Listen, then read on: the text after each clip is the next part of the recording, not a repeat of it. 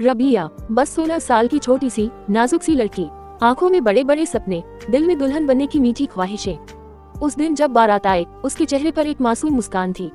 माँ के कांपते हाथों ने उसे दुआओं में रुखसत किया था। सज कर रबिया ससुराल पहुंची थी, दिल में उम्मीदें लिए। लेकिन पहले ही कदम पर जैसे सारी दुनिया बदल गई।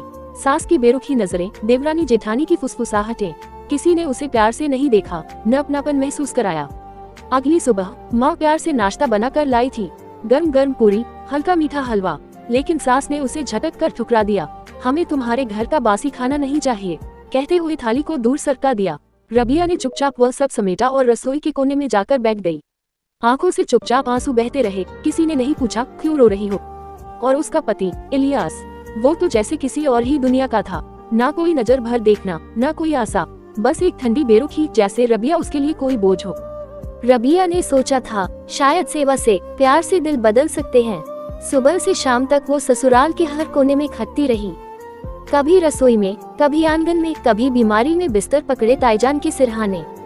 जब ताईजान बीमार पड़ी तो रबिया ने दिन रात उनकी सेवा की, बिना किसी शिकायत के, बिना किसी उम्मीद के। इन्हीं कठिन दिनों में उसकी गोद में एक नन्हा फरिश्ता आया, उसका पहला बच्चा। रबिया की आंखों में फिर से उम्मीद चमकी, शायद अब सब बदल जाएगा। लेकिन नहीं, पलटे तो हालात और भी सख्त हुए।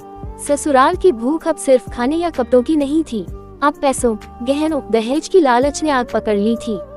रबिया पर ताने बरसाए जाते, उसके मायके को नीचा दिखाया जाता। रसोई में बचा खुचा खाना, कपड़े पुराने हो गए और बात बात पर हाथ उठने लगे। रबिया ने फिर भी हिम्मत नहीं हारी। हर चोट, हर आंसू को अपनी चुप्पी में समेट लिया। बस अपने बच्चे की मुस्कान को सीने से लगाए जीती रही। दूसरी बार माँ बनने की खबर भी रबिया के लिए कोई खुशी नहीं लाई। जिस घर में एक बच्चे को भी बोझ समझा गया, वहाँ दूसरा बच्चा जैसे एक और जुर्म। इलियास अब पहले से भी ज्यादा वहशी हो गया था। उसकी आंखों में अब कोई इंसानियत नहीं बची थी। एक रात जब रबिया ने सिर्फ खाने के लिए थोड़ा सा बोलने की जुर्रत की, इलियास ने गुस्से में आकर रसोई से खंजर उठा लिया। तेज चमकती हुई ब्लेड रबिया के सामने लहराई। लेकिन रबिया अब वो कमजोर लड़की नहीं थी। अपने बच्चों के लिए अपनी जान की परवाह किए बिना वह बीच में खड़ी हो गई।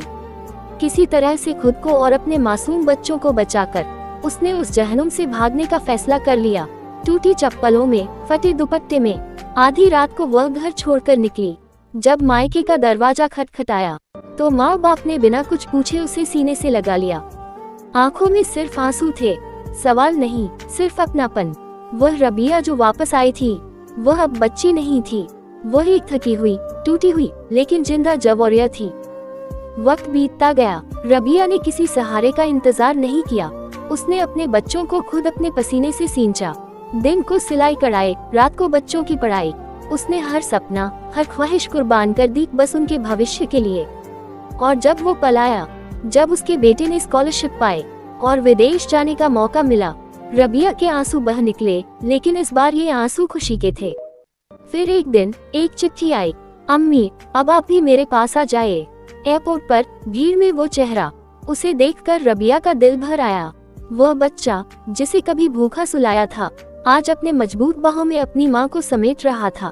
गालों पर बहते आंसू, लेकिन अब ये आंसू शिकवे के नहीं थे, ये तो शुक्राने के आंसू थे। जुल्मों की रातें खत्म हो चुकी थी। अब रबिया की जिंदगी में एक नई सुबह थी, प्यार, इज्जत और नई उम्मीदों से भरी सुबह।